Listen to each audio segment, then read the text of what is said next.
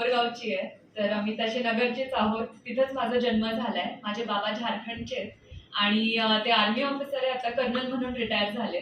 तर घरी हे आम्ही मराठीतही बोलतो आणि बाबांसोबत हिंदीत बोलतो, बिकॉज माझं जे सगळं अपब्रिंगिंग झाले ते ऑल ओव्हर इंडिया झाले, तर जास्त करून आम्ही हिंदी इंग्रजीत बोलतो, पण आईसोबत सगळे नातेवाईकांसोबत ते मराठीतच बोलतो. तर साऊथला काय बोलतो? साऊथला मी तेलुगूमध्ये बोलते. एक मल्याळम पिक्चर केलं होतं तेव्हा मल्याळमही शिकले होते. तर मी जिथं जाते तिकडची भाषा शिकायचा प्रयत्न करते आणि माझा बेस्ट द्यायचा प्रयत्न करते, कारण एक कलाकारचं काम आहे स्वतःला एक्सप्रेस करणं. तर ते एक्सप्रेशन हे फक्त भाषा, कल्चर ह्याच्यातूनच येतं. तर आपण शिकलं आणि तेच आपलं काम आहे, चांगलं करायला पाहिजे. तुमचे किती पिक्चर झाले तिकडे आणि इकडे?